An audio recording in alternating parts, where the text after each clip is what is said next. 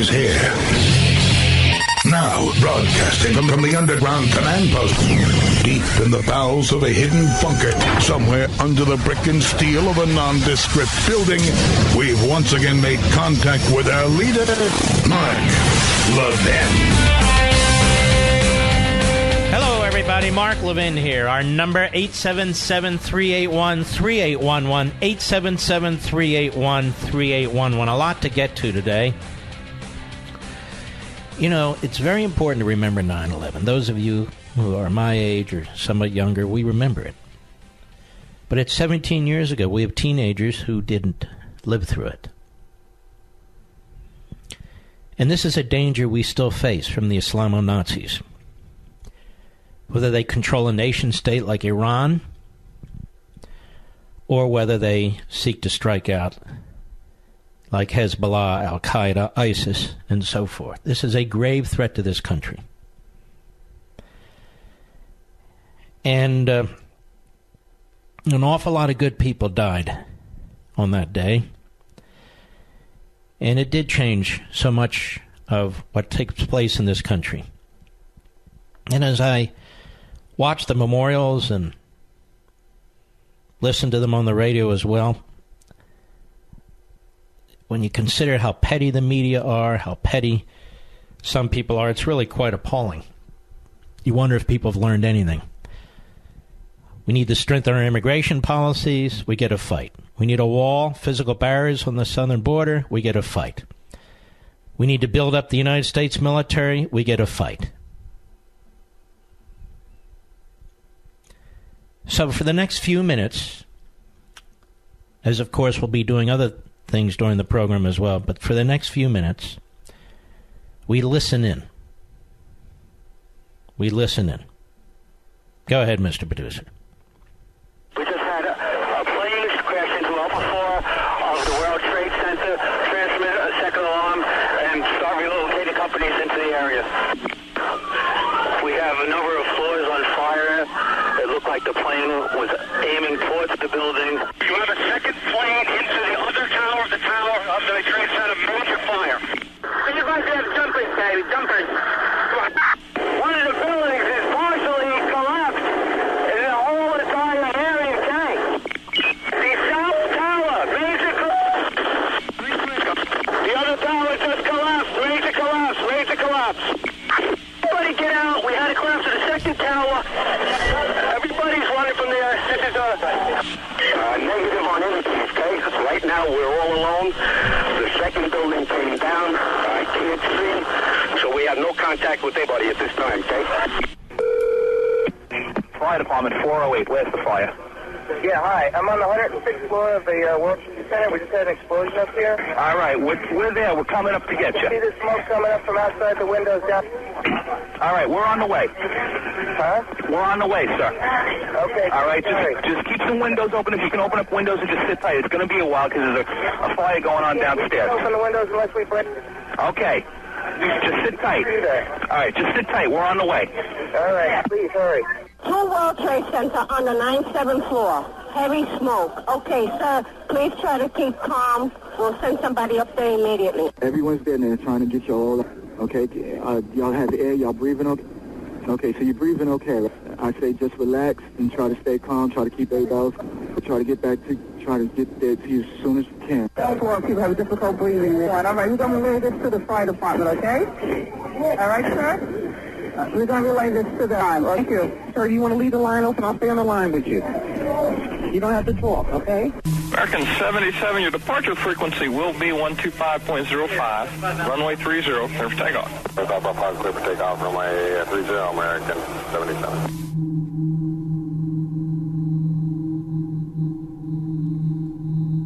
American 77, Dallas departure radar contact, climb and maintain 5,000. 5,000, American 77.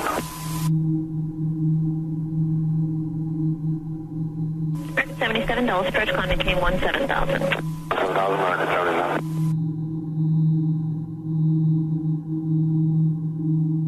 American 77, contact Washington Center 133.27. 3327, American 77, next ticket. Washington, American 77, passing 25.1 for 270. American American 77, climb and maintain flight level 290, sir. 290, American 77.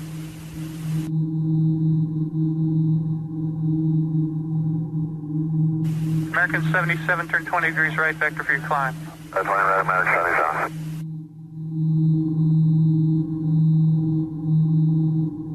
That's American 77, you cover the request for 350 as the final.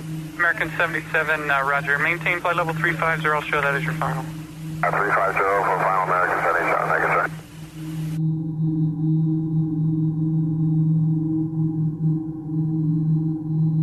American 77, climb and maintain flight level 350. 33350, American 77.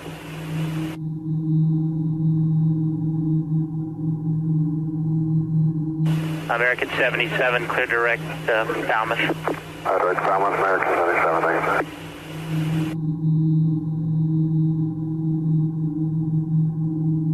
American 77, Indy.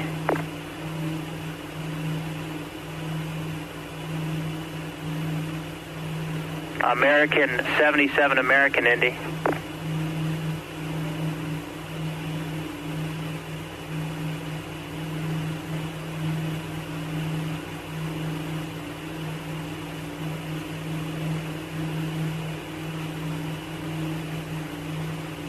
American 77, American Indy radio check. How do you read?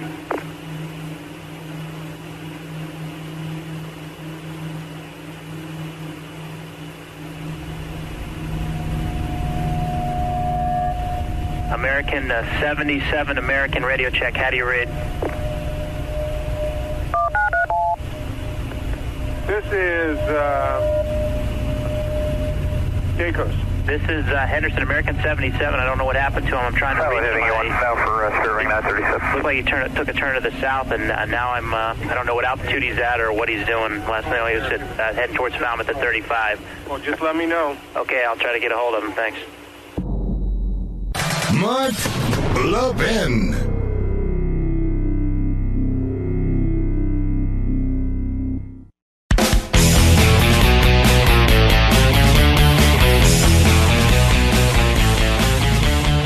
The first half hour of this program focused on 9/11 and focused on patriotism, because so little of this is discussed in our society today. Day in and day out, we are bombarded with the bleak, negative attacks of the media, of the left, of our enemies.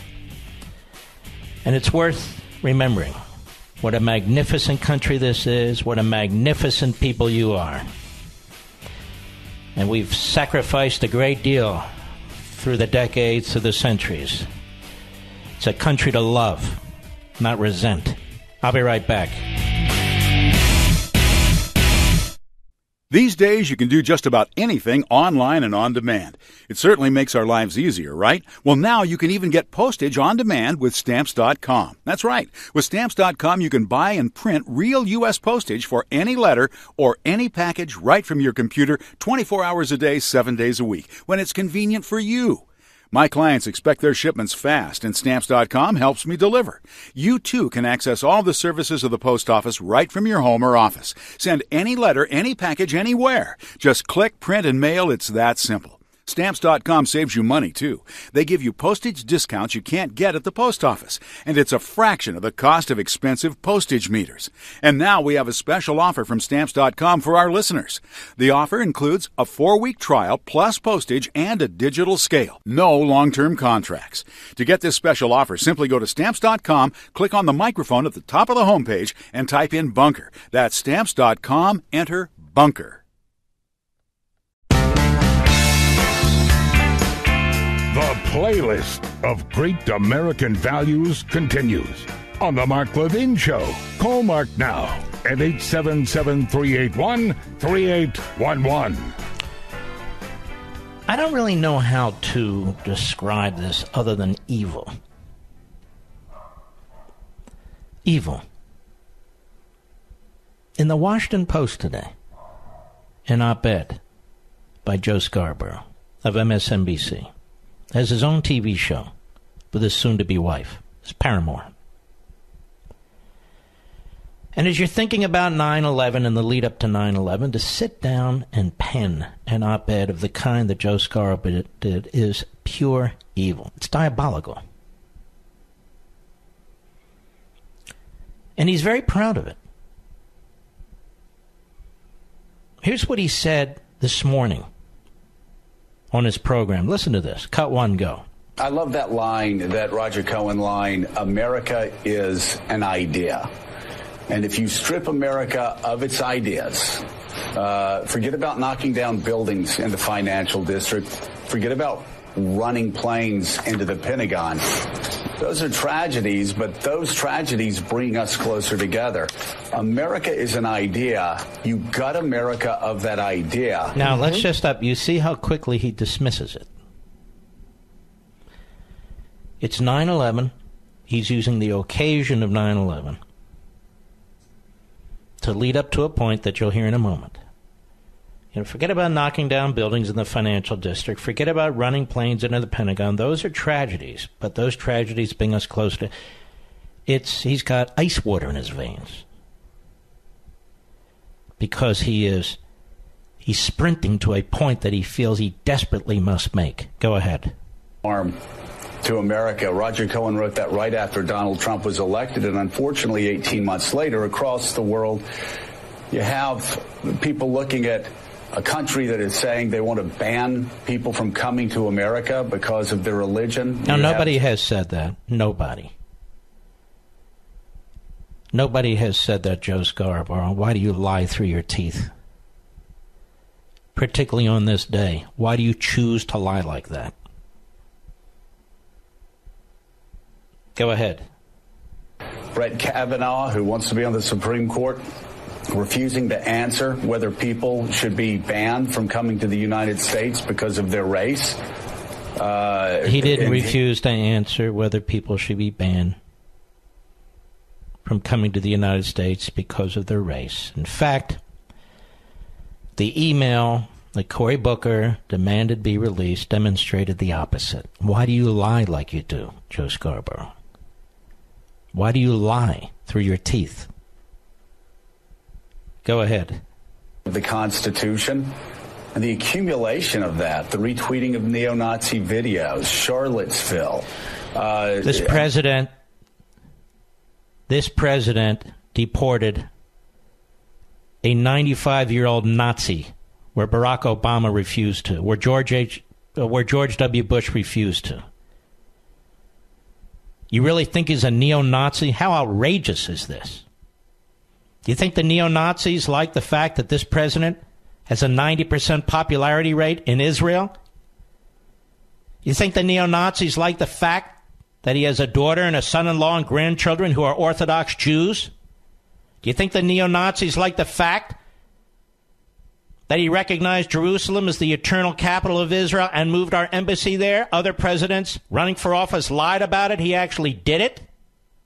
Or that he closed the PLO office? Tell me, Joe Scarborough, what the hell have you done in your life? Are those the actions of somebody who's sympathetic to neo-Nazis? Why do you lie like this, Joe Scarborough? Why do you lie through your teeth? Go ahead. Go on and on. What he said about majority black countries. He didn't say anything about majority black countries. He talked about destitute countries. Destitute countries. And that is a matter of immigration policy. It's been the immigration policy of this country for some time. That people who come to this country need to be able to contribute to this country. That means some will be destitute, some will not. But he's talking about standards that have been in place for 150 years. Only to the last 10 years have they not been in place. Has nothing to do with race. Go ahead. That is tearing more at the fabric of America than attacks on the Twin Towers did. Than attacks on the Twin Towers did.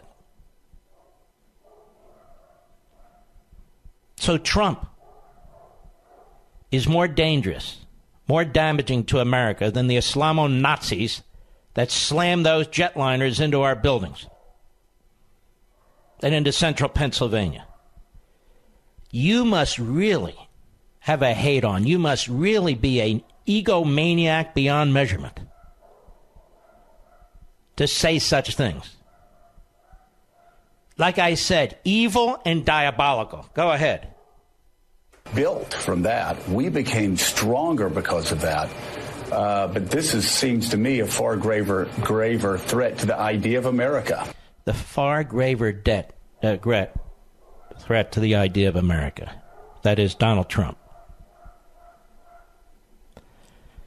He's a kook, this Joe Scarborough. And, of course, the Washington Post ran his piece, just like the New York Times ran the anonymous piece. Our free press. The golden age of journalism. You see, ladies and gentlemen, those of you who are truly patriotic Americans, you see it, I see it. Anything goes when it comes to attacking the President of the United States. And not only that, anything goes when it comes to attacking you. Scarborough has had people on his show that have said that you are the equivalent of Nazis and racists. This is really quite evil, quite diabolical, what's taking place here. And they have to lie in order to advance their positions and their arguments. And to use the occasion of 9/11 to push out some drivel is truly unbelievable to me. There's a guy by the name of Levin. Devin McCourty, New England Patriots. Is he still a player or is he retired? Do you know, Rich? He's still a player. And he was on MSNBC today. This MSNBC, I mean, this is a real hate network. Now listen to this football player with the New England Patriots. Cut 2, go. I think if you truly want to get involved and not just throw out the idea, oh, these guys are protesting the anthem and the servicemen, but to actually listen to us and see what we're talking about. We've had opportunities to talk to some of those servicemen, and they said that's what they fought for. So I think a day like today where we're talking about 9/11 everywhere, I think it's the quality of what people went through when they were trying to rescue lives. That's the same thing we're trying to fight for. The same thing you're trying to fight for? You mean taking a knee at a football game is the same thing you're trying to fight for when those first responders were trying to rescue people? Did MSNBC go back to those first responders, those who are still with us, and ask them if taking a knee at a football game is the same thing as when they went into those buildings to try and save other human beings, that's the same thing as taking a knee? Is this guy, Devin McCourty, this stupid? This self-deluded? I think he is. And, of course, the media give him a platform. MSNBC wants this message out. The Washington Post wanted the Scarborough message out. I strongly doubt that the vast majority of active duty military and veterans in this country agree. I strongly doubt that the vast majority of first responders in New York City, at the Pentagon, in central Pennsylvania agree with this. I strongly doubt that the vast majority of these heroes agree with Joe Scarborough, that Donald Trump is more dangerous than what took place on 9/11 because he's a threat to the American idea. These are very bad times, ladies and gentlemen. We have elements within this country. I believe they are a distinct minority, although they're all over the media and they seem like a distinct majority. There are elements within this country who absolutely hate it. Joe Scarborough hates this country. To make a comment like this, to write an op-ed like he did, he despises his fellow Americans. He can talk all he wants about the American idea. We have an American reality. We have a Declaration of Independence. We have certain principles. We have a Constitution of the United States. We have a civil society. America is more than an idea. When John Locke was asked, about his ideas of natural law and unalienable rights. Where do these come from? Where do these ideas? Where are they today? You know what he said? America. That's where these ideas are. They're in America. They're more than ideas. It's America. With real documents, with real principles, with real institutions. That Scarborough and this clown in the football suit are attacking.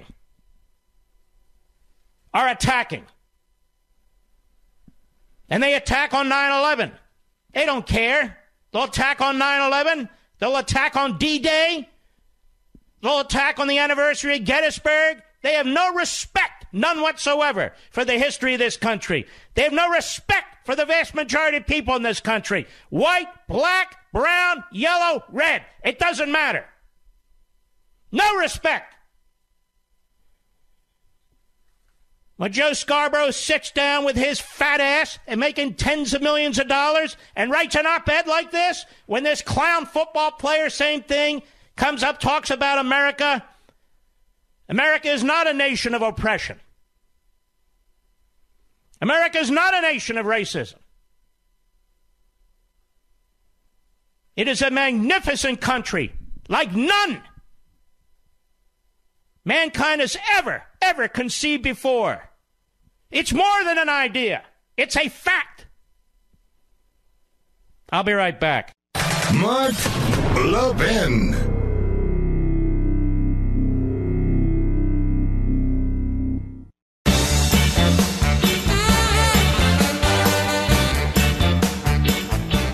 Now, the one good thing about the Scarborough piece in the Washington Compost is this. It will be his scarlet letter forever. It will be a stain on his forehead forever. His quite sizable forehead. You see, Joe Scarborough doesn't go to war. His children don't go to war. I haven't gone to war. My children haven't gone to war. But I respect the people who do and who have. I respect the men and women in blue, in law enforcement. At the end of virtually every single radio program, I say so. Same with the firefighters, same with the emergency personnel. And now I've added Border Patrol and ICE because they're under attack. You notice Scarborough didn't focus on those men and women in his op-ed, did he? And you notice in his op-ed and during his program, he didn't focus on the enemy, did he? The Islamo-Nazis,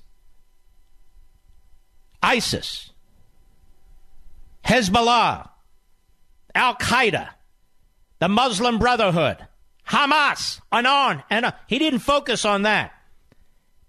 He didn't bring on guests to discuss from where they get their ideology out of the Quran and why. And why they do what they do. He's not interested in exploring tough issues. 9/11. And he attacks Trump. This is a very evil, diabolical, and mentally ill person as far as I'm concerned. So consumed with personal hate and revenge. And yet the Washington Post runs the piece. The Washington Post, which rejects the vast majority of individuals who submit pieces. They found Joe Scarborough's piece compelling. Compelling. On 9/11.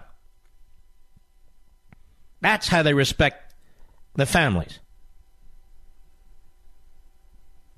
And there are many Gold Star families out there whose family members joined the military as a result of 9/11. And you disrespect them too. Talk about a president this way. It's absolutely unbelievable. Even if you don't like him, even if you're never going to vote for him, even if you voted against him. This is definitely an illness. Definitely an illness. And it has been essentially embraced by the media. Absolutely incredible.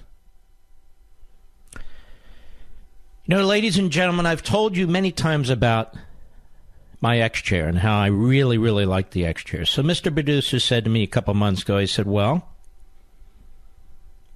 didn't you say that small businesses might want to purchase some and give them to their employees? I said, okay, so we got one for Mr. Producer. Mr. Producer, Rich Cementa, loves his X-Chair. Open your microphone. Did you not just tell me that? Is unbelievable. It's helping my back. And you have a bad back. Everybody has a bad back. What's up with that? But anyway, you can adjust it. It kind of it conforms to your body. I mean, I'm telling people the truth about this chair, am I not? A lot of jealous people over here, too. Yeah, well, their bosses should get them one, too. Now, Mr. Producer and I are different heights. He's a short fella. Yet how the X-Chair conforms to each of us to provide the same unbelievable level of support and comfort is really incredible. He's physically feeling the difference, less pain, more energy, better focus, more productivity, just like with me. I'm quite serious. You need to feel the X-Chair difference for yourself. And if you want to see how beautiful this amazing chair is, just go to xchairlevin.com, xchairlevin.com, to see the numerous models that they have there, a number of different models. If you own a business, well, you business owners, take my advice. If you want happier, more productive employees, then consider getting X-Chairs for your staff. It's a very reasonable investment that will pay huge dividends. X-Chair is on sale now for $100 off, thanks to me, quite frankly. On sale, $100 off. Go to xchairlevin.com, xchairlevin.com right now, or call them at 844-4X-Chair. 844-4X-Chair. X-Chair comes with a 30-day, no-questions-asked guarantee of complete satisfaction. Go to xchairlevin.com now. Use code Levin. Now, let me do it this way. Do this. Go to xchair.com, okay? Use code Levin Footrest. That's Levin Footrest, and you'll get a free footrest. Get the free footrest. That's xchairlevin.com, code Levin Footrest. Get the free footrest. xchairlevin.com. I'm telling you, you're going to love this chair. I am earnestly now writing my next book. And I love this chair. You know what my next book is called, Mr. Producer? Iacocca. That's correct. No, that's a joke for everybody. Everything is a deep, dark secret until I'm done. There's just too many plagiarists and wannabes in this business, so I have to keep it to myself until I'm done. All right, folks, scheduled at the top of the next hour, our outstanding national security advisor to the President of the United States, John Bolton. We'll be right back.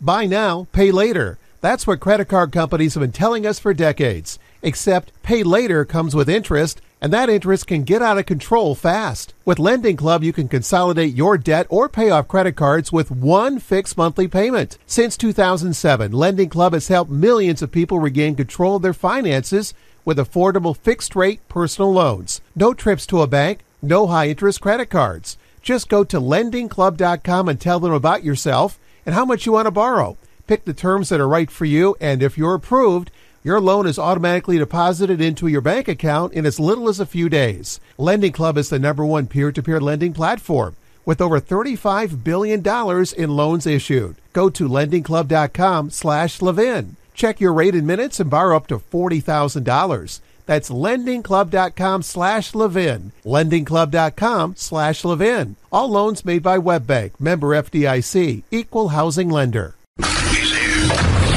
He's here. Now, broadcasting from the underground command post, deep in the bowels of a hidden bunker, somewhere under the brick and steel of a nondescript building, we've once again made contact with our leader, Mark Levin. You know, ladies and gentlemen, Mark Levin here. Our number 877-381-3811, 877-381-3811. You see, Joe Scarborough, he has these insane rants. And he brings people onto his show who are equally insane. vicious, narcissistic, hateful. And so it's nonstop. And same with this Brzezinski, just like her father. And he gets a job from NBC, MSNBC. And then he gets a further platform in the editorial pages of the Washington Post. Now, why is that? Because they agree with him. Because they reward this kind of behavior. They pay him an enormous amount of money to do what he's doing. These are media corporations. CNN, corporate. I'm not against corporations. But you need to understand when you hear the left talk about all these corporations and the copying at Bernie Sanders and all. The vast majority of corporations, certainly publicly held corporations, have boards with directors who are not conservative. The vast majority. Including these media corporations like Comcast and Disney and so forth. Most of the publishing houses in this company, the executive hierarchy, liberal. Most of them are based in New York, if not Manhattan itself. So they do promote this sort of stuff, and if they publish conservatives, it's like the reptile house at the zoo, as I say. We have a special imprint just for our conservatives. Why? Well, I can't really put them in with the other authors, Okay, great. It's amazing to me. And yet it's Trump. 9/11, attack Trump. Christmas, attack Trump. Why? Because they hate him. Speaking of the press, and we talked about this the other day, there was an excellent piece at PJ Media by Matt Margolis today. And I covered some of this, but actually he was very thorough. The top 5 ways Obama attacked the free press. Now, if we're going to talk about a free press under attack, then let's talk about a free press under attack. And he points out, while media was generally very positive toward Obama, he wasn't willing to risk losing control in an interview while he was running for re-election, should a journalist actually try to ask a tough question. So to solve this problem, Obama went to local media outlets to do interviews. Now, why does this matter? Well, the reason's control. National media outlets would not be so open to ground rules for interviews.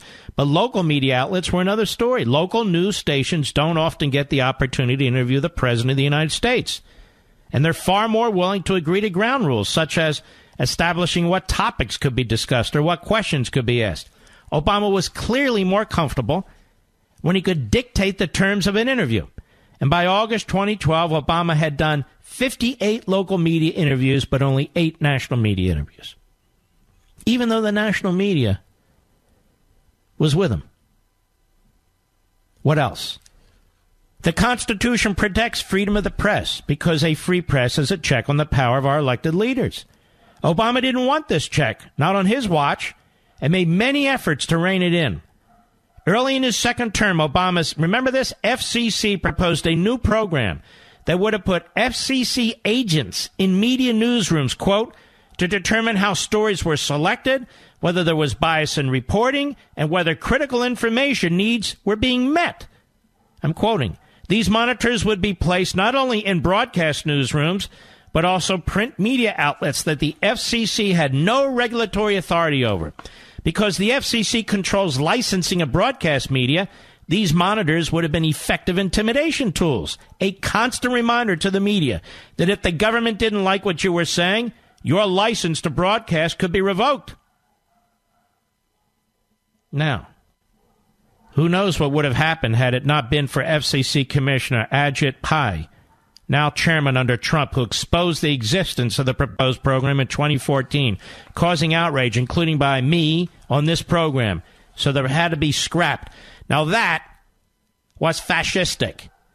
Did the media go nuts over that? No. Did the usual professors go nuts over that? No. Were the usual Democrats in Congress in front of the microphones and the Klieg lights complaining about our fascistic president? No. What else did Obama do? Well, after trying to blame Republicans for so-called sequestration budget cuts, Obama was less than thrilled when Bob Woodward wrote a book, The Price of Politics. And in an early 2013 opinion piece in the Washington Post that automatic spending cuts have been actually proposed by the White House and personally approved and signed into law by Obama. Less than a week after the piece ran, Woodward revealed that a senior White House official warned him he would regret calling Obama out for his role in the sequester. After Woodward revealed his experience, other journalists came forward with similar stories. Ron Fournier, the former editor-in-chief of the National Journal, said of the Obama administration, quote, I received several emails and telephone calls from this White House official filled with vulgarity, abusive language, and virtually the same phrase that Woodward called a veiled threat. Lanny Davis, Bill Clinton's longtime advisor and now lawyer to Michael Cohen, also came forward with claims he had received similar threats for unflattering pieces he wrote about Obama in the Washington Times. Liberal journalist Jonathan Alter said he'd been subjected to abusive treatment from the Obama administration for writing something they didn't like. There's a kind of threatening tone that from time to time, not all the time, comes out of these guys, he said. A young female reporter was called crude names in an email for merely asking important questions of an Obama cabinet secretary. What about this, Chuck Todd? I want to ask you about this, but you won't come on my program. Must be too busy. Spying on the media. If threatening journalists for asking tough questions and writing unflattering articles isn't bad enough, all I can say is it gets worse. The Obama administration actually spied on the media. Oh, yeah. Less than 6 months into Obama's second term, we learned that his Justice Department secretly obtained 2 months of phone records of AP reporters and editors. What was the Obama administration after? They wouldn't say. But Gary Pruitt, the president and CEO of the Associated Press, had an idea. Quote, these records potentially reveal communications with confidential sources across all of the news-gathering activities undertaken by the Associated Press during a 2-month period, provide a roadmap to AP's news-gathering operations, and disclose information about AP's activities and operations that the government has no conceivable right to know. Wow. Also, the Justice Department secretly obtained then Fox News reporter James Rosen's phone records, tracked his movements, and read his emails while investigating possible leaks of classified information to Rosen from an article on North Korea's nuclear program. One consequence of this Obama administration spying was that longtime sources stopped talking to the AP and other news organizations. What else? That's not all? For all of Donald Trump's mean words and use of the term fake news or enemy of the people, I think we can all agree that such things aren't nearly as bad as threatening and spying on journalists, right? Do you still think Barack Obama was an advocate of the free press? What if I told you he actually tried to put journalists in jail for doing their jobs? The aforementioned James Rosen, who was subjected to Obama administration spying, was also threatened with jail time when the Obama Justice Department labeled him a co-conspirator with one of his sources, who was charged with violating the Espionage Act of 1917 for leaking the information to Rosen.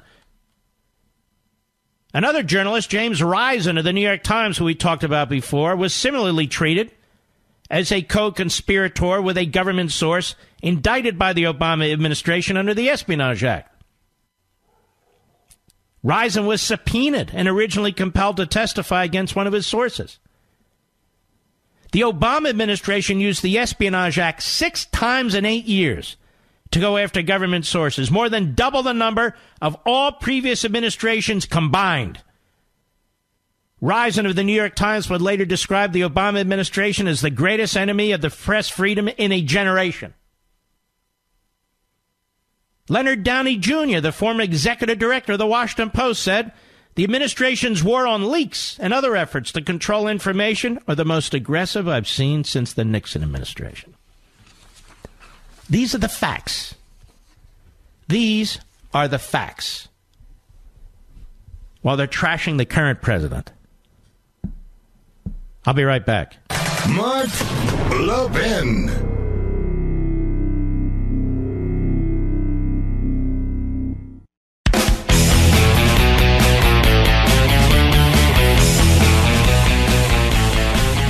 right.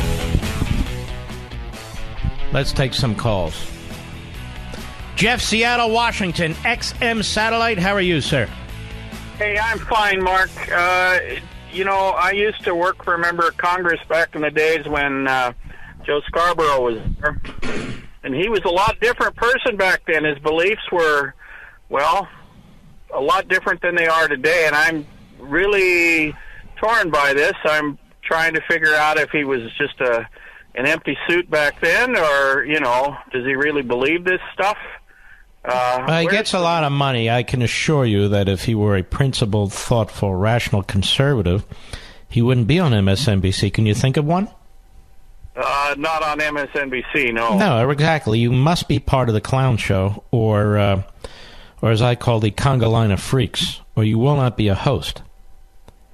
Okay, well, that's all I wanted to say. Thanks, Mark. And he couldn't make it in talk radio, and Fox wouldn't hire him, so there you are. All right, Jeff, thank you for your call. Carmine, Fort Worth, Texas, the great WBAP. Go, please. Mark, as an Air Force veteran and a retired captain of American Airlines who flew Flight 77 on September 8th, 2001, and scheduled to fly it the days following, I just wanted to express my sincere gratitude for the magnificent tribute you continue to do commemorating 9/11 and reminding us why we love our country. And to Joe Scarborough and his ilk, America is not an idea, but as President Reagan once said, it is that shining city on the hill, and that this current president is trying to restore the fundamentals that made it great. Because if we continue down the road of the fundamental transformation of it, it won't be an idea, it will be a memory. That is a brilliant point. Now, Carmine, as I played that stirring, frightening audio, I bet you put yourself right in that cockpit, didn't you? Absolutely, Mark, and it really brings you back, and it's kind of difficult to listen to. Chick Burlingame and his co-pilot, they fought for 6 minutes. Yes, and I had the honor of picking up Debbie Burlingame at the airport when she came in for Chick's memorial service, and then I had also the honor of flying Brad, his brother, back to L.A. on that same flight. It was a different number that day. Unbelievable. All right, my friend, thank you for your call and your service. 6 minutes in that tiny space up where the captain and the co-pilot were. They fought for their lives and to save those passengers and to save that jetliner. They fought for 6 minutes. It's a long time. They didn't have any weapons. The Islamo-Nazi terrorists did have weapons, the box cutters and so forth. Must have been horrific, absolutely horrific. Unbelievable, really. Brenda, Branson, Missouri, XM Satellite. How are you? Thank you, Mark, for taking my call and for the wonderful introduction with the music. And it just stirred my heart. Mark, 17 years ago today, I worked as a nurse in California, and my son called me, and he said, Mom, there's the sweetest young lady that works here with us. They're computer animators. And he said, Mom, she just got the call that her mother and her grandmother were on the first plane. They hit the Twin Towers. And I said, oh, Nathan, be nice to her, be kind to her. And Mark, the good part for our family is that 8 years later he married her. Oh, my goodness. Yeah, and she never has a day that she doesn't, and she has an identical twin, and they've gone to the memorial there in New York many times, and my son does portraits also, and he's painted a picture of her mother, and it's just the first thing you see when you walk in their home in California. It's a great likeness, but she suffers still to this day, and just so horrible thing that would happen to a young family. I just don't think you recover from something like this. I don't think you recover when any family member dies such a horrific, violent death. It's not. I mean, I was a hospice nurse, and I was with many that left this earth, but this was murder. This was just pure evil, and there's no answer for it. And my dear daughter-in-law, she carries that scar, and I know she always will. And I think of her today. I prayed for her this morning that she could have peace again, and go on with her life. So, but By the way, I want to thank you because a hospice nurse, I mean, you're so important to a family. You're just so important to a family at a time like that. So I want to thank you for doing that too. I really don't know how people do it, but it takes a huge heart. So God bless you, my friend. Take care of yourself.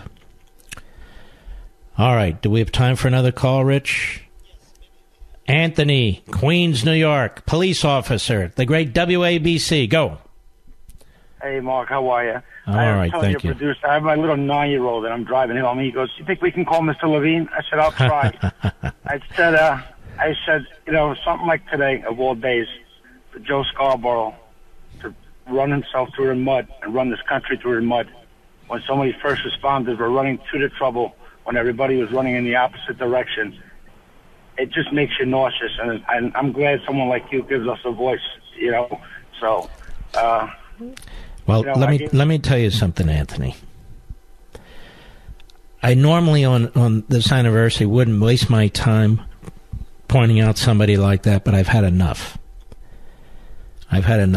My parents taught me, and they taught me well. And I'll tell you, these leftists and these pseudo-leftists, they really do despise this country. They hate this country. You can't think the way they think and speak the way they speak and come to any other conclusion as far as I'm concerned. They can pretend that they just have a different point of view. I don't believe they do have a different point of view. That this isn't a typical debate. They have a hate-on.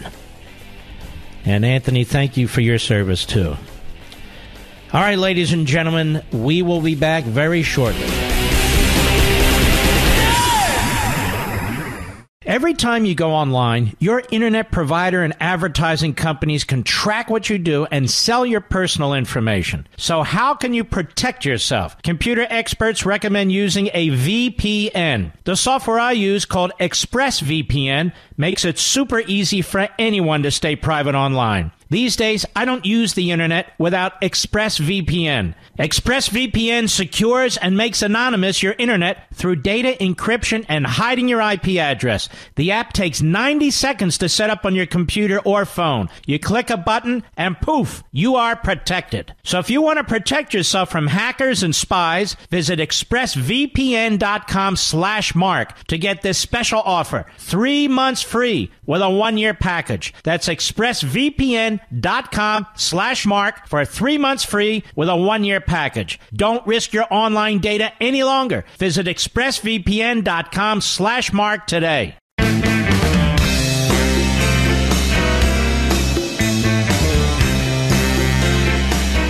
Mark Levin, the champion of liberty and true conservatism. Call Mark now, 877-381-3811. I want to read a story to you folks, but really it's aimed at the media in this country.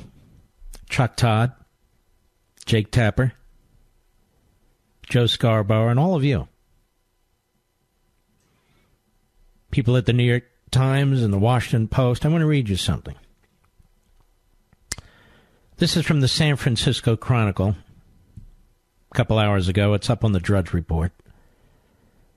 Cops. Castro Valley man tried to stab congressional candidate Rudy Peters with switchblade after cursing Trump. You see, ladies and gentlemen, the media in this country are inflaming people. Inflaming people. The stuff that Scarborough says, and Jake Tapper, and Don Lemon, Lawrence O'Donnell, Rachel Maddow, they're guests, that Trump is a racist, that he's Hitlerian, that these things he wants to do to other people, all of which are lies. A Castro Valley man shouting profanities about President Trump attacked a Republican congressional candidate who was working an election booth at a town festival, threatening him and trying to stab him with a switchblade knife, authorities and the candidate said today. Farzad Vincent Fazeli, 35, was jailed after the alleged Sunday attack on Rudy Peters at the Castro Valley Fall Festival. Alameda County prosecutors charged Fazeli on Tuesday today with a felony count of making criminal threats and misdemeanor counts of exhibiting a deadly weapon and possessing a switchblade. No one was seriously injured, but in an interview, Peters said he had never been concerned about his safety prior to Sunday, though his wife has often warned him to be careful. It's a shame, he said. People are just polarized right now, and this country's divided, and it's just a mess. Shouldn't be that way. County sheriff's deputies responded at about 3:45 p.m. to a report of a possible knife attack at the festival on Castro Valley Boulevard. According to the officials, witnesses told deputies that Fazeli approached Peters in an aggressive manner at his booth, made disparaging remarks about the GOP and elected officials. All of a sudden, we hear someone screaming, F Trump, F Trump, Peters recalled. He said the man raised his middle finger and was standing right in front of the booth. Peters had been sitting with Joseph Garkar, a Republican state assembly candidate. He said they were both kind of shocked by the outburst, but that the man seemed like he was walking off. The next thing you know, Peters said, he stops and turns around and says, I'll show you, and runs at the booth. The man grabbed a coffee cup from the table and threw it at Peters, the candidate said, prompting Peters to come around the table and grab him. The two wrestled to the ground before the suspect hopped up, reached into his pocket, and grabbed the switchblade. He's screaming, I'm going to kill you, mother F. Peters said he had the knife, but the blade wouldn't shoot out. A sheriff's deputy said in court affidavit that Fazeli threatened to use the pink switchblade on Peters but couldn't open it. Peters said he grabbed a sign from a nearby cupcake booth and braced to use it as a shield. Someone stepped in and urged the attacker to calm down, Peters said, before he left the booth. The candidate reported the incident to the sheriff's office, which had deputies seated a few booths away. Fazeli was soon detained at a nearby bank, officials said.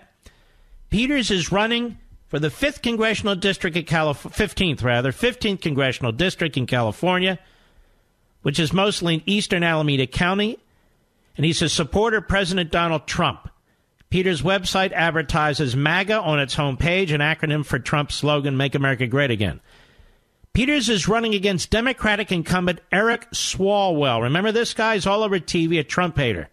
In a tweet Tuesday, Swalwell wrote he was glad to hear Mr. Peters is okay, quote unquote. But it's never okay to use violence to settle political disagreements or any disagreement, the tweet continued. Fortunately, the Alameda County Sheriff's Office arrested the suspect. Fazeli has past convictions in Alameda County for burglary and battery, records show. On his Facebook page, he criticized Trump for complacency following this year's mass shooting at Marjorie Stoneman Douglas High in Florida. Another post he wrote, Hurricane Irma, payback for voting Donald Trump. Fazeli is licensed to work as a security guard in California, according to state documents.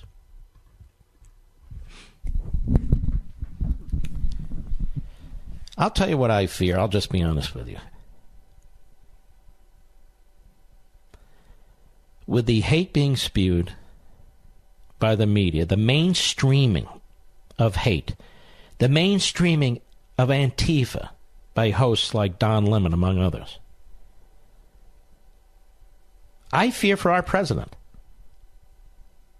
I really do. I really do. The things that are said about him have never been said about any president. Never.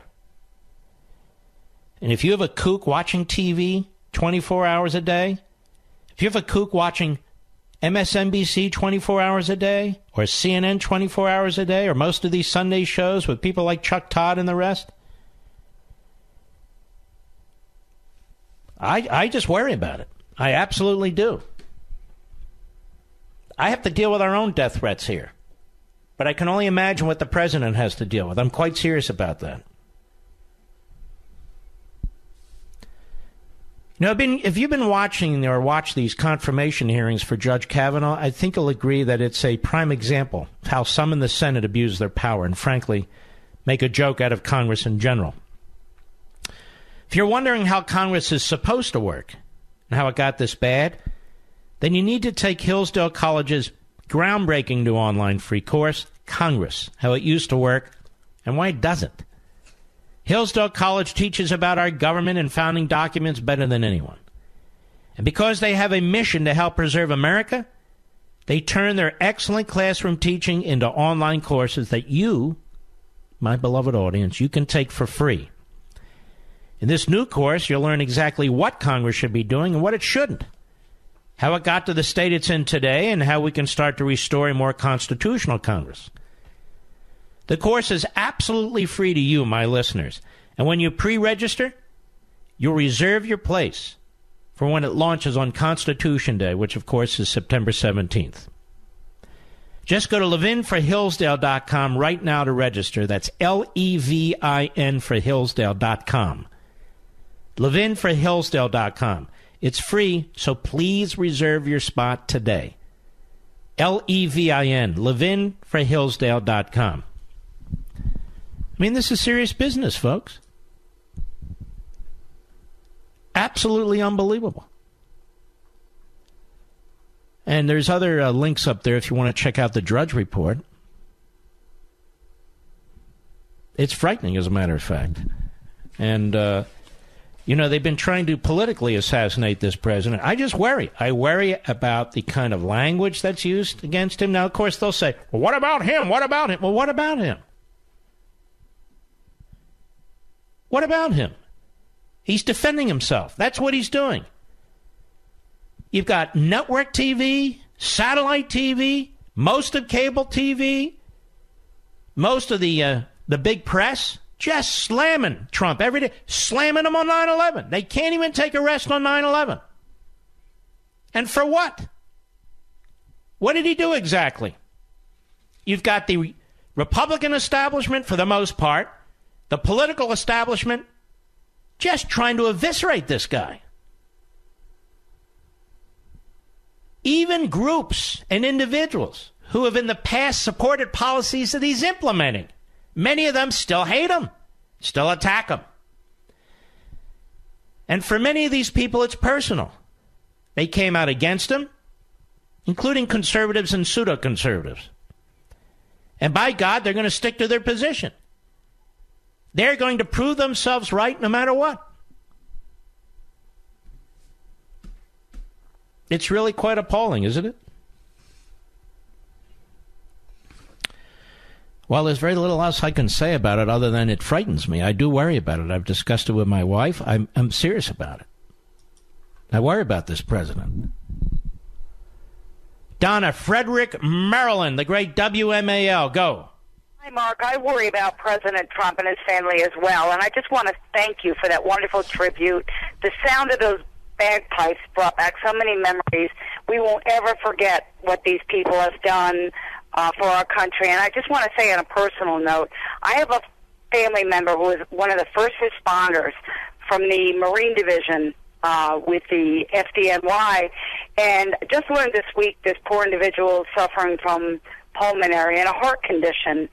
So I look at the overall view of this, media included, and I hold the Clintons responsible for the first trade tower bombing, which no one ever talks about. That happened under Bill's watch.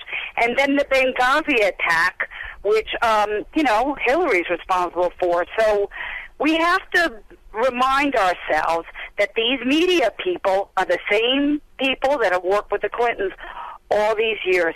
They are the enemies of the people, and President Trump is for the people, and we can't ever forget that. And thank you so much for what you do, and all emergency personnel, firefighters, and all those who love this country. No, thank you, Donna, and you be well. I think the media have largely washed their hands of the Clintons because they don't think she can win. In fact, they blame her in part for Trump. You see how they've thrown Bill Clinton finally off the roof. allegation of rape wasn't enough. His sexual predatory activity wasn't enough. His molesting an intern wasn't enough. His lying under oath wasn't enough. His obstructing justice wasn't enough. Losing his law license in Arkansas wasn't enough. Losing his bar membership in the Supreme Court wasn't enough. But now they say, yeah, we got the Me Too movement. Now it's time. We got to wash our hands of Bill Clinton. Years and years and years later. And they were perfectly happy with Hillary until, of course, she lost. And so they're looking for another horse to ride. I'll be right back. Mark Levin.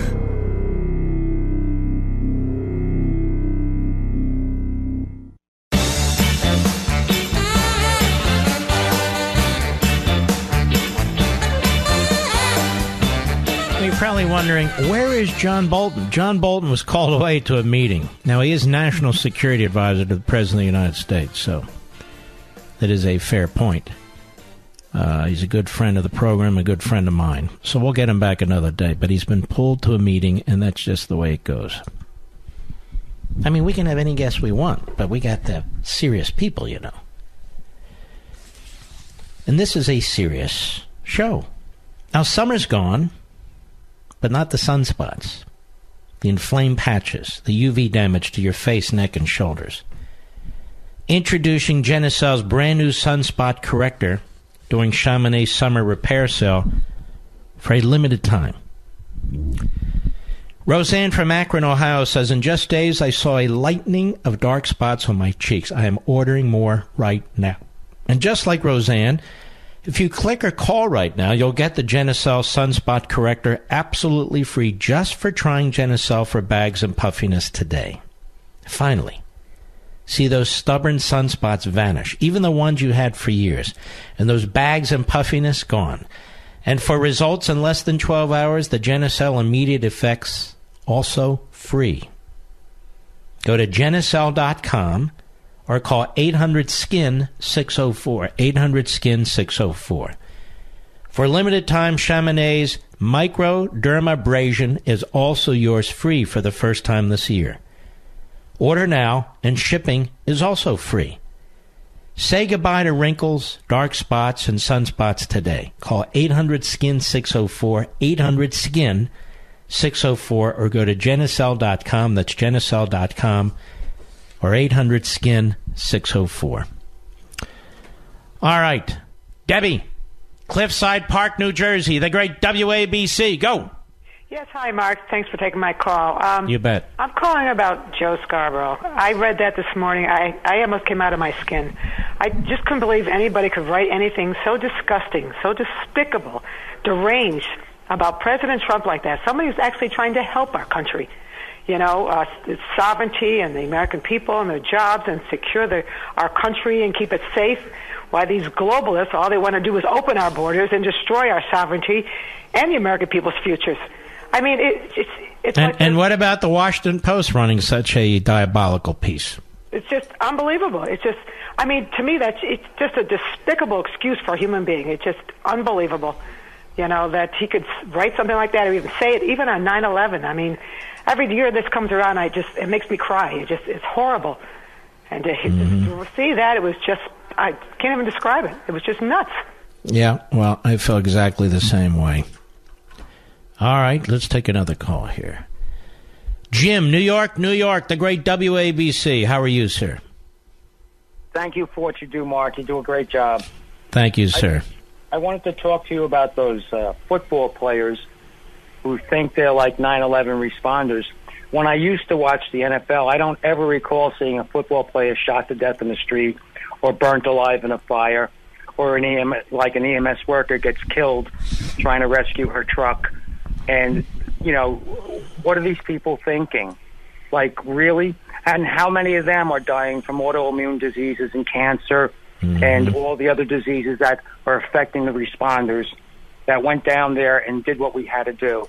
And I think they're just disgusting, despicable. And as far as Scarborough is concerned, he's just part of the cabal with the rest of them.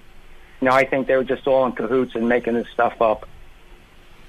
May I tell everybody what your title is or no? Sure. You're a lieutenant in the NYPD, is that correct? I was. I'm retired. You're retired. I want to thank you for your service, too, sir. Thank you, sir. All right, God bless. People have had enough. I've had enough. I can't stand it anymore. I can't stand it anymore. Kathy, Scranton, Pennsylvania, the great WTRW. Go. Scarborough can go to that special place that they were talking about now. Rhode Island? I love you, Mark, and thank you for taking my call. Thank you. I wanted to tell you what a wonderful, wonderful speech our president had today.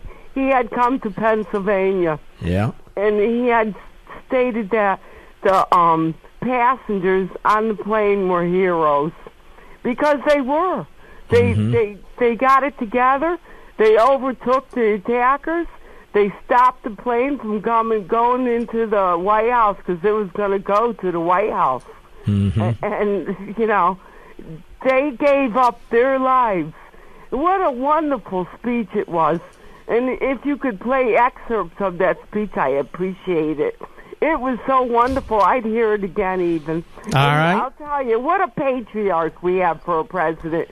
No matter what these people say, it wasn't an inside job. This happened, and our government didn't do it to us. The people that did it to us were on those airplanes.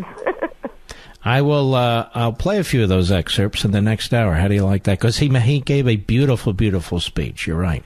Mark, thank you. All right, you take care of yourself. You know, good Americans, patriotic Americans, what I call regular Americans, which are outstanding people. We've had enough of this. We've had enough. Cliff, Fort Worth, Texas, Sirius Satellite, go. Mark, I want to personally thank you. This sounds weird, but I was a guest of the United States government about 9 years ago, and I started listening to your show and Rusty Humphreys after you every night, and you have changed the way I think, changed the way I live, changed the way my family lives, and I want to thank you personally for that, because I really did listen to you for 10 months every night. You listened to me to 10 months in prison? Yes. Wait, I got to hear more of this if you're willing to hold on. Yeah, absolutely. All right, don't hang up. I'm just curious, folks. I'll be right back.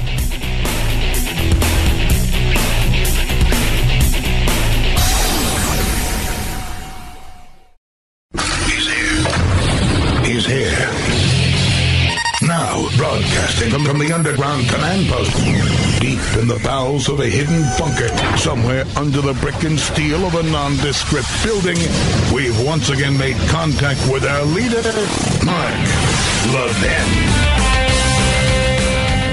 Hello, everybody. Mark Levin here. Our number, 877-381-3811, 877-381-3811. A lot to do in 1 hour. We'll do our best, but I want to go back to Cliff from Fort Worth, Texas. Cliff, you said you did some time, right? I did 10 months at Club Fed for tax evasion. Okay. And I was a two-time Clinton supporter, if you know what I mean, back in my 20s and late teens. And I started listening to you. And then right after you, they played the rebroadcast of Rusty Humphreys. And I probably listened to 5 hours a night, honestly. And I'm telling you, my whole way of thinking changed. I was thinking inaccurately. I honestly was. And since then, just to give you an update, 9 years later, I've got a successful business, 70 employees, a wonderful 13-year-old son. And I'm telling you right now, I know it sounds weird, but you have a lot to do with that. You and Rusty Humphreys have a lot to do with that. Well, aren't you kind? I'm really kind of proud to hear that. But it sounds like you're doing great now. Yes, I really am. My business is taking off, and I said I've got employees all over the country now, and like 23 states, and it's really fantastic, and I really appreciate it. But I was going to ask you a question. Yes, sir. Last night, I made my son sit down with me and watch a 9/11 documentary. He was obviously born in 2005. He didn't get to witness it or know anything about it. And the questions he was asking me were incredible. He really was into it and asking me what happened in this and what are we doing about it. And I think it's really important that we educate our young, especially those, born, after 2000 or so that were too young or not born yet to remember it, why we do what we do and why our soldiers fight for what we do. And another question I have for you is, I'm going to get into your books. What's the first one I should read? Tell me the first one before I tackle the rest. I should read. I think the first one you should read, and we'll send you a copy, is Liberty and Tyranny. All right. So don't hang up, and we appreciate it, Cliff. Don't hang up. We'll send you a copy of Liberty and Tyranny. Why is it important to teach young people about what took place on 9/11 and so forth? Because of the book I wrote, Liberty and Tyranny. There's those who believe in liberty, those who believe in the civil society, those who believe in the golden rule, and then there are those who would destroy everything. We have an ideology loose in the land called progressivism. It's a nice-sounding word. We all believe in progress. But it's not progress. It's actually a throwback to feudalism and worse. It's an offshoot of a fabricated abstraction and ideology, really, that mostly comes out of Germany, like so many wonderful things. And that's why I wrote the book, Rediscovering Americanism and the Tyranny of Progressivism. I don't have enough time to get into all this today. We've talked about it in the past. But that said, we're in a battle over not just preserving our founding, but in so many ways reinstituting our founding principles, versus those who embrace a foreign or alien ideology that has been imported into the United States and is ubiquitous now. And you see it in the media, and you see it in entertainment, and in Hollywood. You see it in our politics. And it is, and it's consuming us. And they're fighting back. I don't believe President Trump views things this way, as constitutionalism versus progressivism, that sort of thing. But instinctively, he gets it. Instinctively, he gets it. He's a very sharp man. He's a man who's had enormous experiences in his life. He's built things. He's dealt with all kinds of people. Instinctively, he gets it. Which is why it's so frustrating to find intellectuals and pseudo-intellectuals among conservatives who don't get him. Again, you don't have to agree with everything, and I don't agree with everything, but that's not the point, is it? All right, I want to get into something. I hope I have enough time to do it this hour, but I want to get into this a little bit. We enjoy history here, don't we? Because it gives us some perspective that we wouldn't otherwise have. Andrew Johnson. Andrew Johnson was our 17th president. He was Abraham Lincoln's vice president, as you know. He was a Democrat. He was vice president during Lincoln's second term. And he became president upon Lincoln's assassination, April in 1865. Now, you can get his biography. You can go to the History Place, the History Channel, wherever you want. He was born to a poor family in North Carolina. Never attended school. He was self-educated. But he had a flair for public speaking, and he got into politics. I guess we could call him today a bit of a populist. Went from mayor, congressman, governor, senator. He'd been a slaveholder, but he was loyal to the Union. And when Tennessee seceded from the nation during the Civil War, he still supported and was loyal to the Union. That's how he came to Lincoln's attention. So Lincoln early on appoints him to be military governor of Tennessee. And he chooses Johnson, a Democrat, as his running mate in 1864. And, of course, they won. They swept the victory. Andrew Johnson was impeached after Lincoln was assassinated. A series, as the History Place points out, a series of bitter political quarrels between Johnson and the so-called radical Republicans in Congress over Reconstruction in the South would lead to his impeachment. The radical Republicans, that was their name, wanted to enact sweeping transformation of Southern social and economic life, permanently ending the old planter class system. And they wanted to grant slaves full-fledged citizenship, including voting rights. Now, the radicals included a number of notable figures. Now, after the war, they came to believe whites in the South were seeking to somehow preserve the old slave system under a new guise. They observed an unrepentant South featuring new state governments full of ex-Confederates passing repressive labor laws and punitive black codes targeting freed slaves. And by the way, that did happen in many Southern states. For example, black codes in Mississippi prohibited free men from testifying against whites, allowed unemployed blacks to be arrested for vagrancy, and hired out as cheap labor, mandated separate public schools. Blacks were also prohibited from serving on juries, bearing arms, or holding large gatherings. And by the way, this is why the assassination, in my view, of Lincoln was so horrific. The fact of the assassination was horrific, but I feel Reconstruction would have gone in a very much more positive direction. Anyway, so when the U.S. Congress convened on December 4th, 1865, representatives sent from the South included the former Vice President of the Confederacy, Alexander Stephens of Georgia, along with 4 ex-Confederate generals, 8 colonels, 6 cabinet members, and numerous lesser-known rebels. Northern congressmen, furious upon realizing this, omitted the Southerners from the roll call and then denied them seats in Congress to all representatives from the 11 former Confederate states. Radical Republican views gathered momentum in Congress and were in the majority by the end of 1865. In April of 1866, Congress enacted a Civil Rights Act in response to Southern black codes. The act granted new rights to native-born blacks, including the right to testify in court, to sue, and to buy property.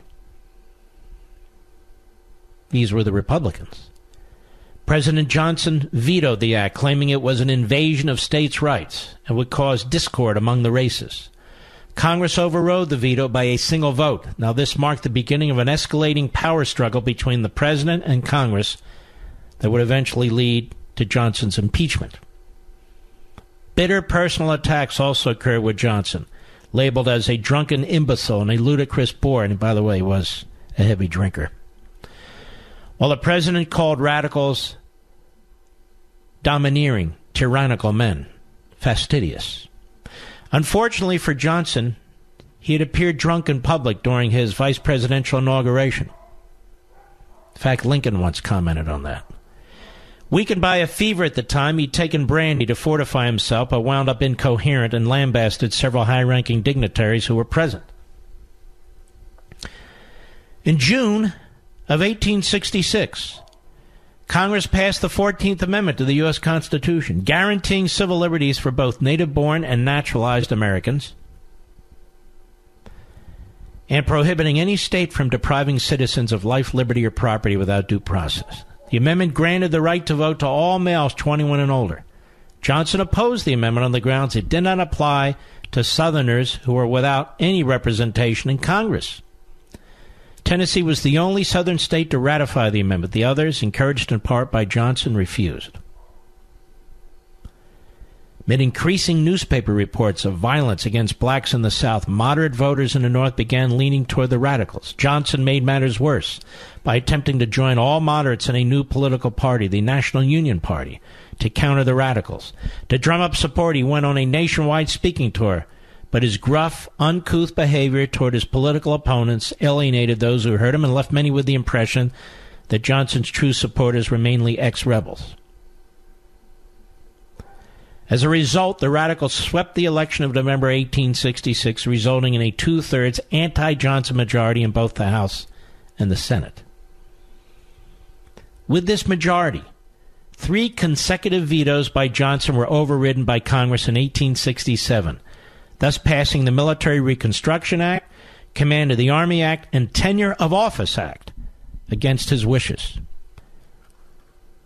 The Military Reconstruction Act divided the South into 5 military districts under federal control and imposed strict requirements on southern states in order for them to be readmitted to the Union, including ratification of the 14th Amendment and new state constitutions in conformity with the U.S. Constitution.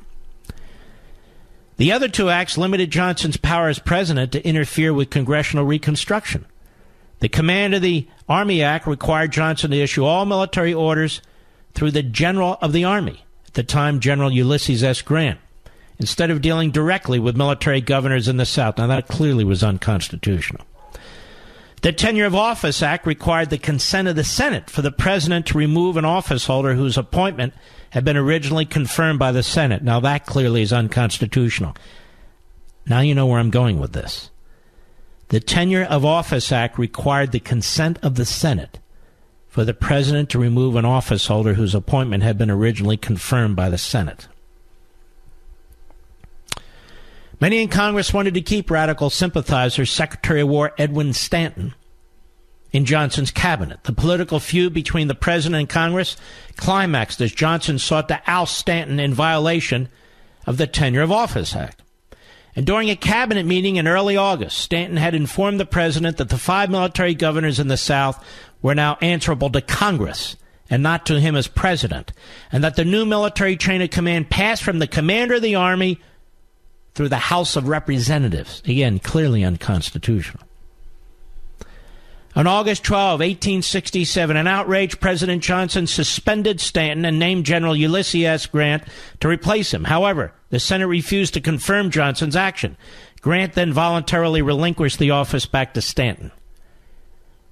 On February 21, 1868, challenging the constitutionality of the Tenure of Office Act, Johnson continued his defiance of Congress and named General Lorenzo Thomas as the new Secretary of War, and also ordered the military governors to report directly to him. This time Stanton refused to budge and even barricaded himself in his office. 3 days later, the House of Representatives voted impeachment on party line vote of 126 to 47 on the vague grounds of high crimes and misdemeanors, with the specific charges to be drafted by a special committee. And that special committee drafted 11 articles of impeachment, which approved a week later. Articles 1 through 8 charged Johnson with illegally removing Stanton from office. Article 9 accused Johnson of violating the Command of the Army Act. The last two charged Johnson with libeling Congress through inflammatory and scandalous harangues, quote unquote. The trial in the Senate began on March 5, 1868, with Supreme Court Chief Justice Salmon P. Chase presiding. Prosecution was conducted by 7 managers from the House, including Thaddeus Stevens and Benjamin Butler. Johnson did not appear in person. On March 16, a crucial vote occurred on Article 11 concerning Johnson's overall behavior towards Congress. A straw poll indicated the Senate was 1 vote shy of the necessary 2/3, 36 votes out of 54 senators needed for conviction. Johnson's fate rested upon the single undecided vote of a young radical Republican named Edmund Ross of Kansas. Despite monumental pressure from fellow radicals and dire warnings that a vote for acquittal would end his political career, Ross stood up at the appropriate moment and quietly announced, "Not guilty," effectively ending the impeachment trial. On May 26, 2 more ballots produced the same 35-19 result. Thus, Johnson's impeachment was not upheld by a single vote, and he remained in office. After completing his term, Johnson returned to Tennessee and so forth. What's the moral of this story? I'll explain it when we return. I'll be right back. Mark Levin.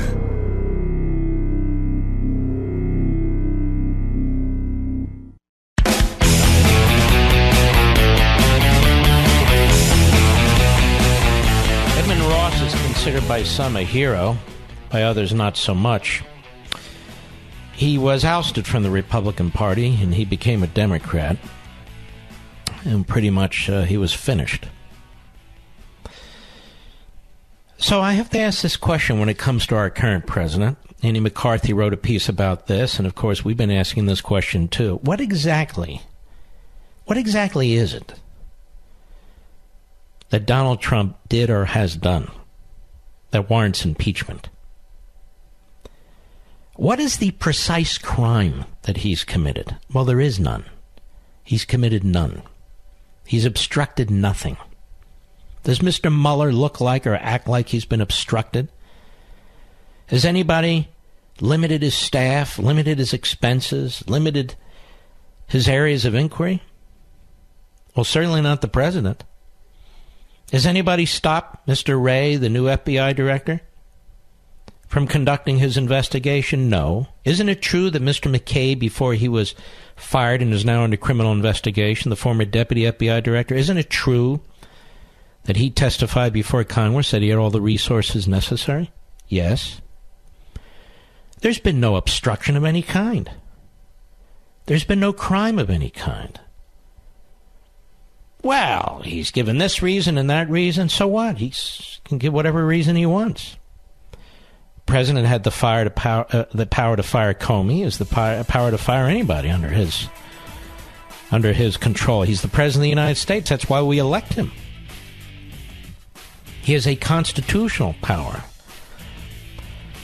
And so, should they try to impeach the president of the United States, we have to take the brass knuckles off, ladies and gentlemen. I say this figuratively.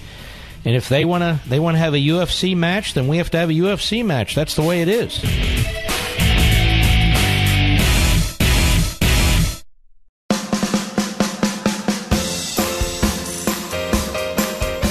Yes, it's true that Mark Levin is the fastest growing radio show in America. The Mark Levin Show is on at 877-381-3811. The 500th episode of Levin TV airs tonight. The 500th episode. If you love my radio show, if you love my Life, Liberty, and Levin on Fox, and if you like my books, I hope you'll join us so you can watch the 500th episode. 844 Levin TV. We're there for you. 844 LEVIN TV. I really don't want you to miss this episode. 500 episodes. People said couldn't get done. People have tried it in the past, and they have failed. But Levin TV and our network, CRTV, is growing every single week. I know this as a fact. And mostly because you and my radio audience are joining us. And you know, the great thing about Levin TV and CRTV, the network, you decide if you want to be involved. You decide. We don't have commercials. You support it or you don't. So I want to encourage those of you who've listened to me talk about it now for 2.5 years, come join us. We're on our 500th episode. Where have you been? We want you to be with us. And this thing is priced as low as we can possibly price it in order to have the highest quality programming possible. So give us a call at 844-LEVIN-TV. We'll explain everything to you. We'll explain how it works. We'll get you set up in less than 5 minutes. And you're probably going to say, gee, why didn't I do this before? It gives you some peace of mind because we're all about Americanism and patriotism and the truth. And you have recourse. It's in your own power. You have recourse. So I hope you'll join us. Just give us a call at 844-LEVIN-TV, 844-LEVIN-TV. And I believe the 30 days risk-free viewing is still available if you act now. So you get to watch it, see if you like it, if you want to stay with us or not, because we're convinced you will. By the way, there's 20 wonderful hosts and programs. Now, if you ask any AMAC member what they like most about belonging to the conservative alternative to the AARP, well, there's several answers, but one answer that always comes up, they love reading AMAC's quarterly magazine, the AMAC Advantage. It's a first-class publication covering a variety of hard-hitting stories from notable authors, and AMAC members love it. Well, my friends, AMAC membership just keeps getting better because AMAC is pleased to announce that instead of publishing just 4 issues each year, they're now sending AMAC Advantage to all 1.5 million AMAC members 6 times a year. That's every other month. 6 issues of AMAC's celebrated magazine delivered to your home every year, and it's all part of AMAC membership. Now, what else? Well, ladies and gentlemen, They have outstanding discounts and benefits at AMAC because AMAC has muscle. There's 1.5 million members. And so they're able to negotiate outstanding deals, insurance, car rentals, hotels, you name it. So there's one other point I want to mention about AMAC. They are the largest, maybe the only, conservative organization of its kind. Some of you belong to the AARP, the radical left. Some of you don't belong to anything. If you belong to the AARP, if you don't belong to anything, please join us. I am a member at AMAC, and I know you're going to love this organization. You're missing out if you haven't joined yet.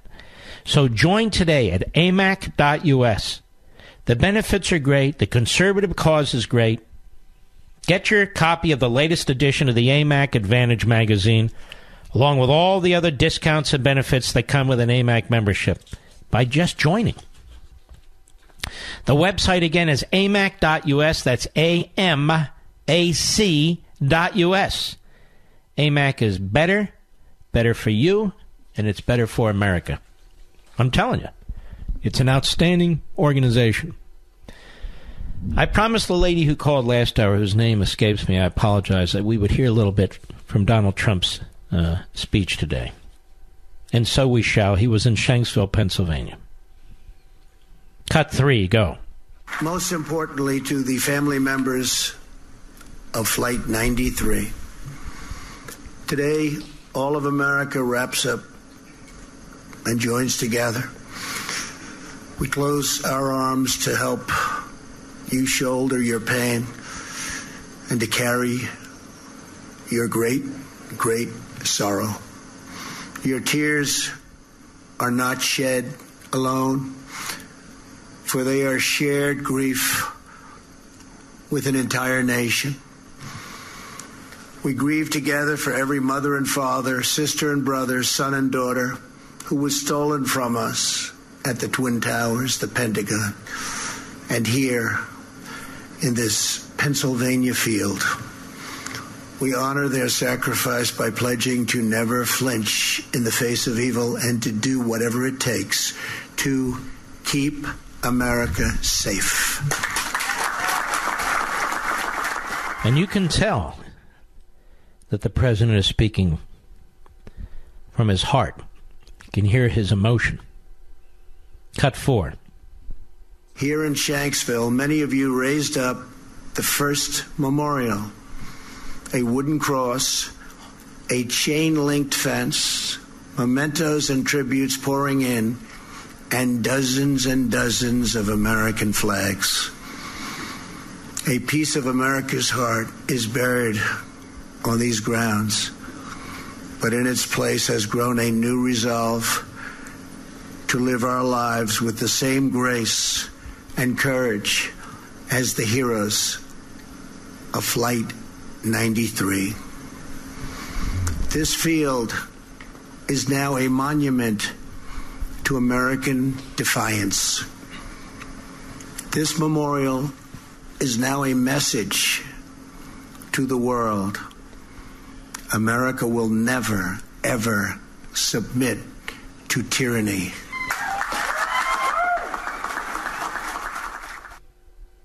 It's a beautiful, beautiful speech. Cut 5, go. Earlier this week, you dedicated the final part of this memorial, the Tower of Voices. Standing at 93 feet tall, the Tower of Voices is now the first structure visitors see when they come to this now sacred ground. It will hold 40 beautiful chimes that ring throughout these fields, each a unique note, but all in perfect harmony. Each time we hear those chimes playing in the wind, we will remember the 40. We will remember their faces, their voices, their stories, their courage, and their love. And we will remember that free people are never at the mercy of evil, because our destiny is always in our hands.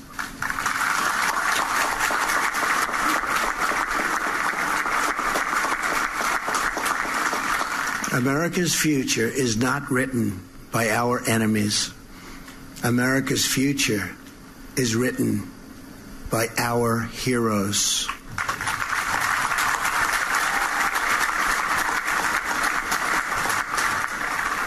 As long as this monument stands, as long as this memorial endures, brave patriots will rise up in America's hours of need, and they too will fight back. Beautiful. This is a great speech. Let's go to Bernie, Hudson, Florida, on the Mark Levin app. How are you, sir? Hey, Mark, thanks for taking my call. I want to thank you for your service for bringing common sense to constitutional rights. Thank you. All this stuff on TV today with Joe Scarborough and all them, I'm a retired firefighter after 31 years. I wouldn't allow them in any fire station in the country or police station for some of the things that have been said today. And It is. Yep. You go right ahead. My other point, I get tired of listening to all these politicians, including the Republicans, when they talk about the American people want this or the American people want that. Those people were elected in their districts to represent the people of those districts, and they have no business representing all of Americans unless they all get together and they start going to meetings in all the states and listening to what all the American people decide that they want. Mm-hmm. And I believe that they should just keep their mouth shut and do their job for the people that elected them. Well, good luck with that. Well, that ain't going to happen. Have you ever seen a politician keep their mouth shut? Well, I have now. Donald Trump is a politician now, and I'll tell you what. I never cared for Donald Trump. Yeah. But I voted for him because he's got common sense and he's a business person. And this country for the last 25, 30 years has needed a business person to run it because all they do is steal us blind. Will you vote for him again? Yes, I will. All right, sir. Thank you for your call. Let's quickly go to Marie, Philadelphia, Pennsylvania, the great WPHT. Go. Hi, Mark. I'm a longtime listener, first-time caller. Thank you. And from your hometown. Yes, you are. This was a teachable moment. When 9/11 happened, I remember being devastated like everyone else. My background is I'm a nurse, wound specialist in Philadelphia, and I'm really good at what I do. So when this happened, it immediately hit me that, you know, there's people who are going to need my help. I called the Red Cross. The Red Cross told me that they had so many doctors and nurses who have called them but they thanked me. And I said, no, you don't understand. I'm a wound healer. This is what I do. This is what I do all of my time, and I'm great. I'm really good at what I do. No modesty here. So anyway, as I explained this to the caller at Red Cross, she said, well, that might make a difference. She said, let me talk to people here in administration, and let me call you back tomorrow morning. So that night I went home. We were having a grill on the deck. Our daughter was 8 years old at the time, and my husband, and I explained to them what I did. And they just looked at me. My husband understood. My daughter began to immediately begin to cry and beg me not to go. And I said to her, Jill, there's times when people need to step up to the plate because of what they do. I said, you understand. I said, I am like the best wound healer in Philadelphia, don't you? And she said, well, yeah, Mom, you are good. And I said, honey, I got to do this. This is when you have to do this type of thing. And despite her crying, she basically understood. Well, maybe not really, but today she does. Point being is the next day I got a phone call back from the Red Cross, and they told me, and it was really very sad. They said that they really thanked me. They wanted me to, they really would love to have had me be able to go, but that there were no survivors. So they weren't in need of wound healing. Today, My daughter's 25. I've got 30 seconds. She's finishing off nursing school. At the age of 14, she joined the Southampton Fire Company. She's been a volunteer fire company. They sent her to EMT training. She goes out on the truck with them as the EMT, and she's in a local rescue squad. That's fascinating. You think this came out of your discussion with her? I actually think it came out of, I think that added to it, but she was always enamored with fire, the fire company. She loved watching fire trucks. All right, Marie, this is a wonderful story. I want to thank you. I've got a hard break. We'll be right back. Mark Levin.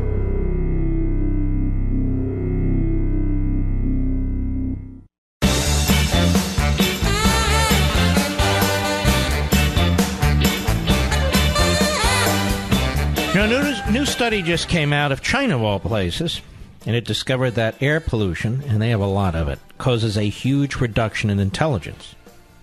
This is in addition to the well-known impacts on physical health. High pollution levels led to significant drops in test scores with language and arithmetic, the average impact equivalent to having lost an entire year of education. This is especially important with 95% of the global population breathing unsafe air. So let's do the smart thing. Go to filterby.com, America's leading provider of HVAC filters for homes and small businesses.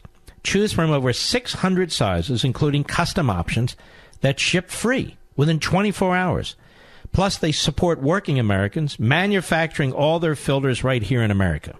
Save 5% when you subscribe for auto replacement, so you will never forget to change your filters ever again. That's what we do here in the Levin household. You take out the dirty, filthy filters, you replace them with brand new, fresh filters. Buy FilterBuy, and they will save you time and money through this schedule, and you'll breathe better, and apparently become more intelligent in the process. So stop procrastinating. That's FilterBuy, filterbuy.com. filterby.com, and tell them that Mark sent you. Fatima, New York, the great WABC. Go. Yes, how are you? Mark. Go right ahead. We only have a few minutes. I don't want to lose you. Go ahead. First of all, you're the funniest guy that I've heard on TV as a commentator. Just had to tell you that. Well, thank you. The thing that I'm calling about is that Rosenstein, Page, Strzok, Hillary, Comey, and Mueller should be charged with treason by Trump's administration because the dossier was fabricated with an agent from Russia, which means it's levied war against the United States. They just working out the details. Well, you know what, Fatima, I've been arguing for a special counsel to investigate this for a long time. Even people who don't like special counsel say, Mark, we don't like special. Look, something really dirty and corrupt happened in our government. We're able to pull a fiber here, pull a fiber there, and I smelled this over a year and a half ago, for which I was attacked. We need to get to the bottom of this. What really took place at DOJ and the FBI? What really took place at the CIA and the National Intelligence Director's Office? What really took place in the orbit of Barack Obama and so forth and so on? And the fact that they won't appoint one is really shocking to me. You think that this will go away like the other stuff with Fast and Furious and the IRS and all? Listen, if we don't have people held to account in an institutional way, it's not going to go away. I think we've only hit the tip of the iceberg. I think there's a hell of a lot more people involved in this. I do too, and I think what Trump should do, get to his midterms, he needs to start shutting down certain areas of the government that is under Article 2 to deal with the corruption as a national emergency that we got. He could do that. I mean, popular, but well, Joe Scarborough will accuse him of being Hitler. Well, Scarborough is mentally deranged. Oh, my goodness. See, this is the thing about Democrats. Democrats are trained. Well, how are they? They're trained to think like that subconsciously from the media and the way society is set up, because the predominant major cities in America are run cities. And then you're trained to think this way. I'm from New York. I'm 56. Trump has always been that way. He's never changed. He calls. You know, I really wish you'd called earlier because you fascinate me. And you sound in some ways like John Voight, who said, when I was a leftist, propaganda, you're trained to think a certain way, and it's hard to break that code. Call me again, friend, okay? We salute our armed forces, police officers, firefighters, emergency personnel, all you wonderful first responders. God bless you all on this terrible day. I hope you'll check out Levin TV tonight.